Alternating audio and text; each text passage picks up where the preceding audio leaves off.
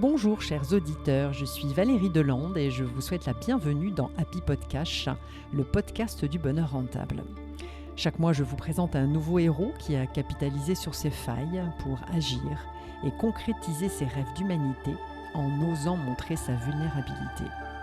Je vais à la rencontre de ces entrepreneurs, leaders, artistes fêlés pour leur présenter un miroir, écouter leurs réactions et explorer leur histoire à l'aide de l'oracle du bonheur rentable.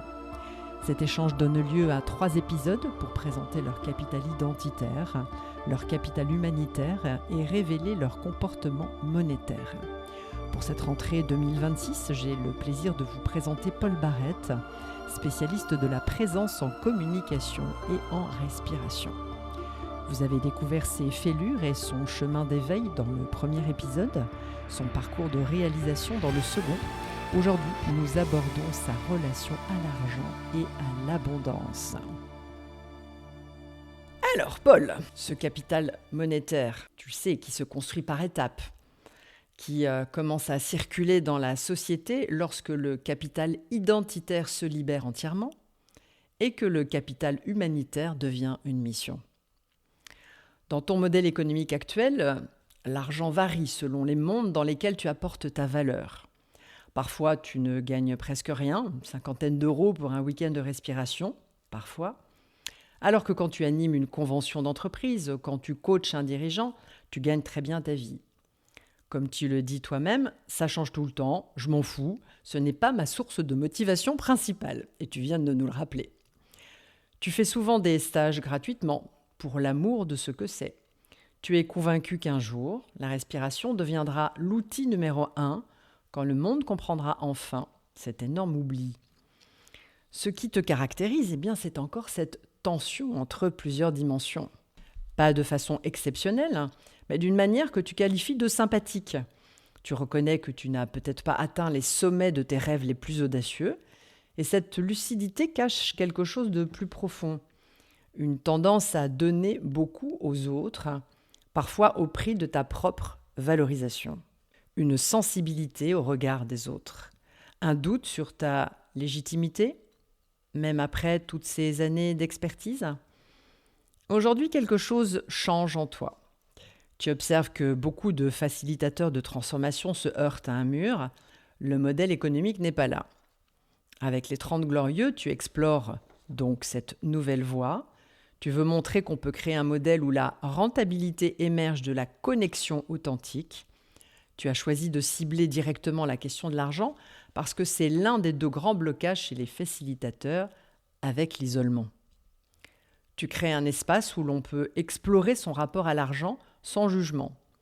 Tu as compris que pour beaucoup, la difficulté n'est pas le manque de ressources, mais le manque de resourcefulness, cette capacité d'être créatif avec ce qu'on a. Et dans cette exploration, tu découvres tes propres dynamiques. Celles qui te poussent à donner sans te valoriser, celles qui doutent, celles qui travaillent avec détermination, et celle qui sait que l'argent est une énergie, un flux qu'on peut apprendre à canaliser. Le défi aujourd'hui, c'est de faire converger ces parts de toi, d'observer avec lucidité, de décider consciemment. Tu veux écrire le livre qui est en toi, créer plus de podcasts, t'exprimer à la télévision. Tu veux être le champion de toi-même, savourer davantage. Avec les 30 glorieux, tu montres le chemin non seulement aux autres, mais peut-être d'abord à toi-même. Alors Paul, je te propose de jouer une dernière fois avec l'oracle du bonheur rentable, mais cette fois-ci, c'est moi qui vais te donner les cartes, puisque comme tu le sais, il y a des couleurs sur les cartes que tu as tirées. Chaque couleur correspond à un niveau de la spirale dynamique et donc à un niveau d'éveil de la conscience. Il y a 8 profils monétaires en lien avec la personnalité et les motivations qui matérialisent ces niveaux de conscience. Et généralement, nous en avons 3 ou 4, en tout cas dans les principaux. La clé consiste à se les approprier pour pouvoir les observer, les aimer, les intégrer et décider en conscience de les utiliser. L'intention ici est de t'aider à identifier ce que tu dois mobiliser pour accomplir ce nouveau projet, pour connecter et valoriser de façon créative les dynamiques identitaires, humanitaires et monétaire. Prêt pour cette exploration ? Ah ouais. Nous avons donc du jaune, du bleu, beaucoup de bleu foncé, on l'a vu tout à l'heure, dans l'ordre, un peu de rouge, un peu de bleu turquoise et un peu d'aventure.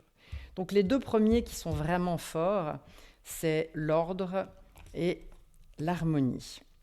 Du vert, du vert, du vert.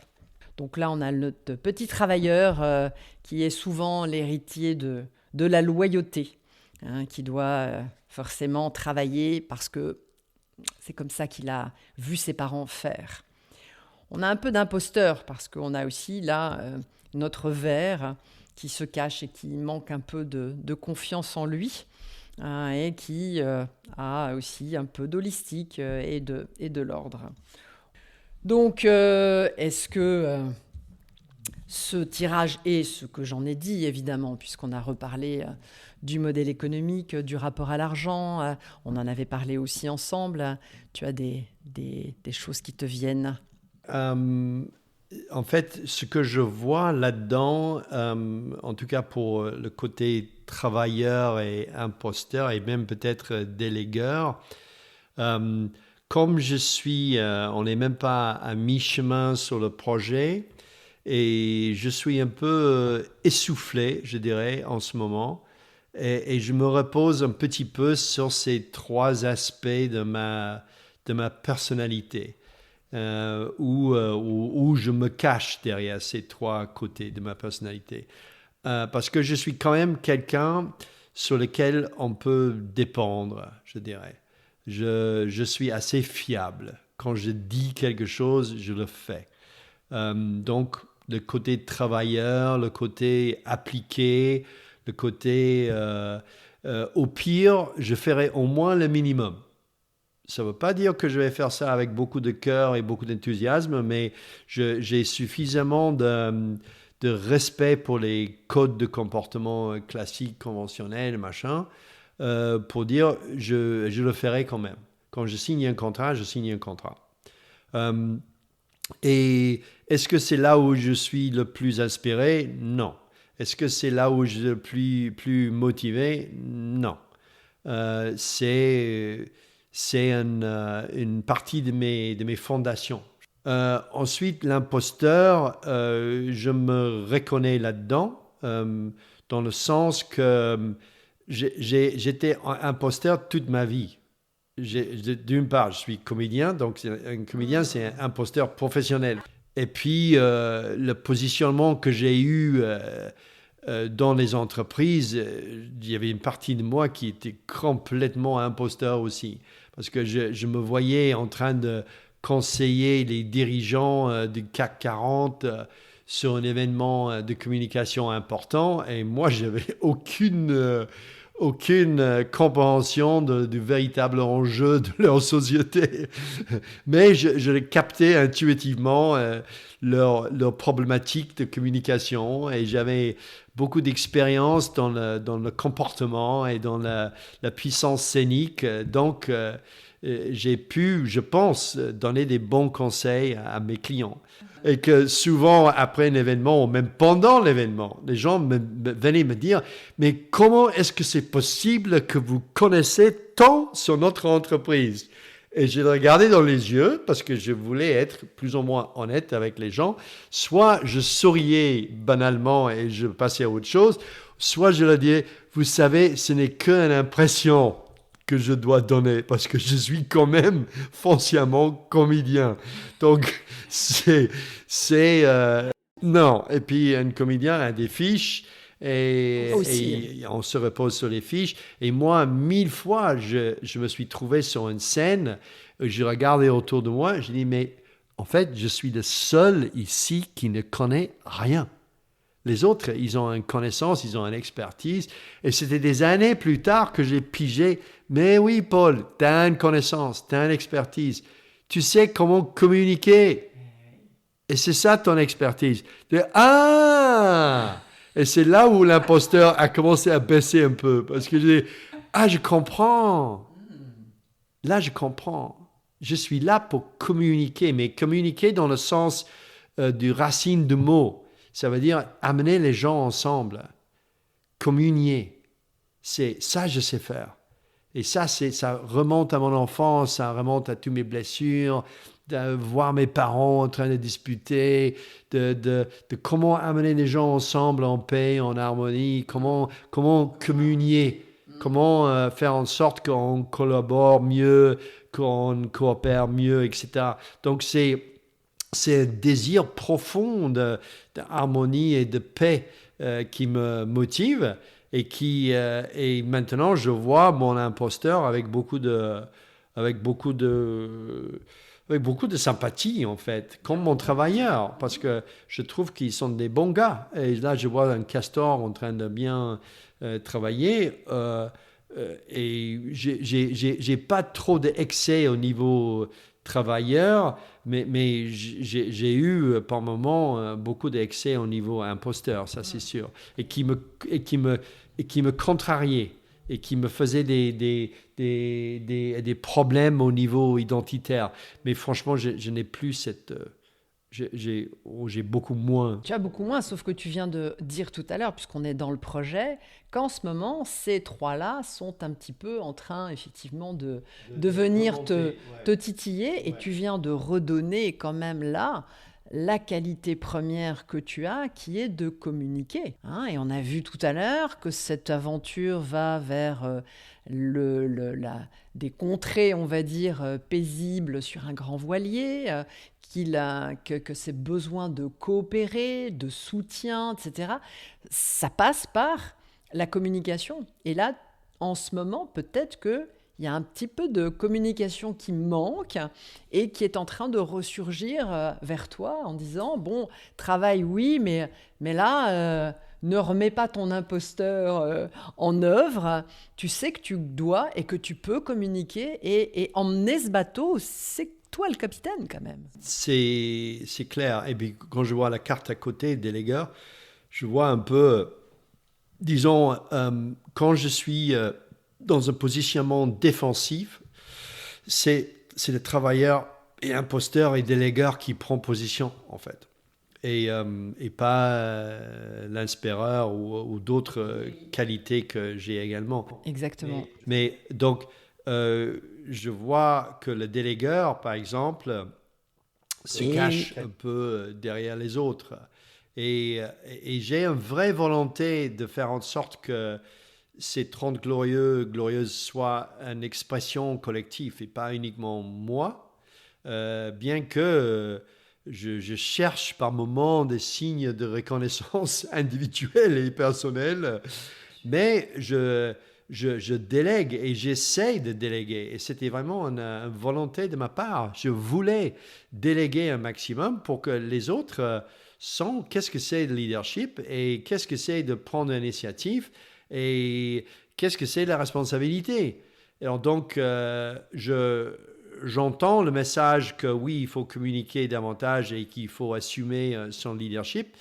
Oui, mais moi, je veux un leadership qui délègue aussi. C'est quand même un leadership. Parce que si tu fuis ce rôle, c'est toi la source, c'est toi qui lance, c'est toi qui emmène, mais c'est ta façon et justement tout ton style qui s'imprègne dans cette aventure.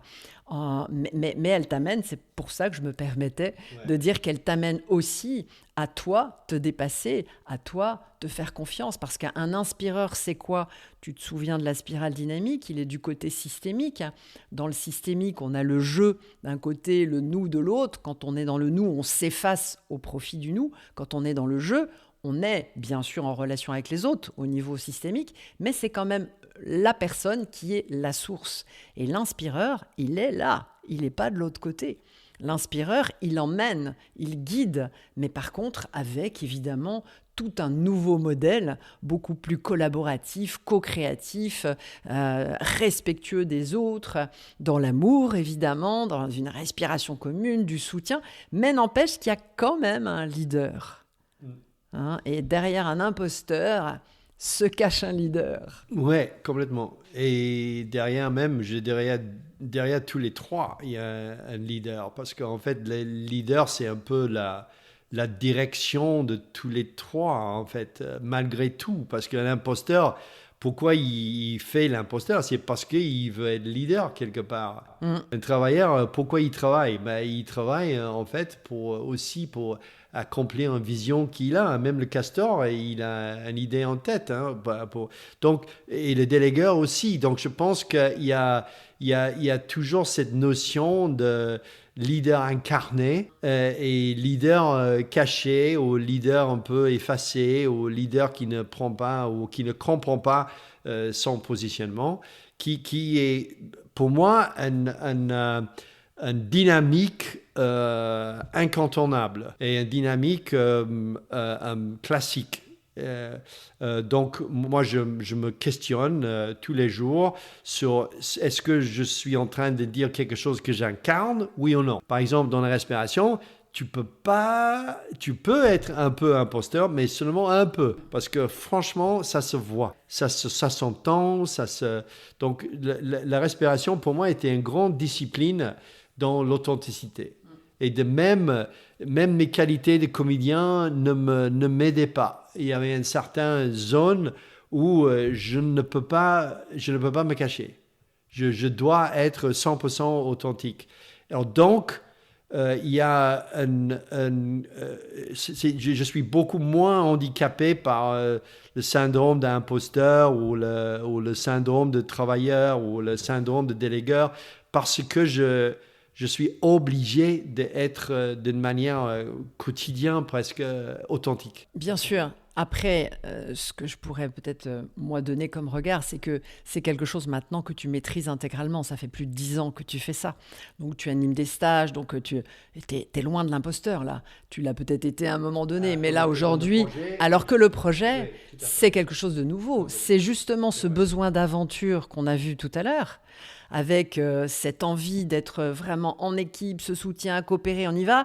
Et en même temps, il y a un petit frein, là, parce que, tu l'as dit, on l'a redit ensemble tout à l'heure, que c'est quelque chose qui réunit justement, c'est ta vision de l'avenir, c'est ta vision de la société, d'apporter justement du soutien à l'entrepreneuriat pour que si, je m'excuse, je vais revenir avec le bonheur rentable, parce que c'est comme ça que je l'exprime, mais ça veut dire la même chose que ce que tu avais dit, à savoir qu'on passe par l'humain et que c'est justement quand on coopère ensemble, quand on se soutient, qu'on est dans une même aventure, qu'on se respecte, qu'on va co-créer des solutions, qu'on va faire sortir des idées avec toutes les expertises et les idées qu'on a pour justement pouvoir matérialiser, puisqu'on a évoqué aussi du spirituel et du matériel, mais le matériel évidemment est incontournable, surtout que c'est celui qui va pouvoir aller encore plus loin, circuler dans la société d'une façon beaucoup plus large. Donc cet élément argent qui doit venir comme une conséquence et non pas comme une finalité,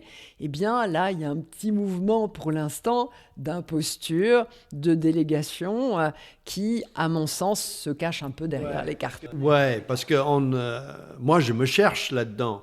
Et aussi, je ne suis pas à 100% sûr de ce que je peux provoquer ou faire. Donc, c'est une espèce de recherche constante de quel est mon rôle là-dedans. Et aussi, comment on va négocier l'avenir ensemble. Et donc, c'est pour ça que j'ai besoin de créer des zones de dialogue et de multiplier des zones de dialogue. Et pour l'instant, je pense que j'étais un peu assoiffé de ça. J'ai pas eu assez de conversations, d'échanges dans notre aventure. On a vu tout à l'heure qui est un peu caché.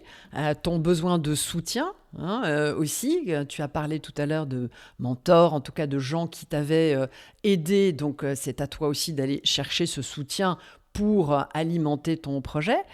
Donc, tout est à disposition et évidemment que tu dois évidemment passer toi-même par cette incarnation pour être le leadership from behind que j'évoquais tout à l'heure, totalement légitime. Tout à fait. Bon, eh bien, je crois que nous arrivons au terme de cette discussion, à moins que tu aies quelque chose qui n'ait pas été dit, qui soit important à ajouter.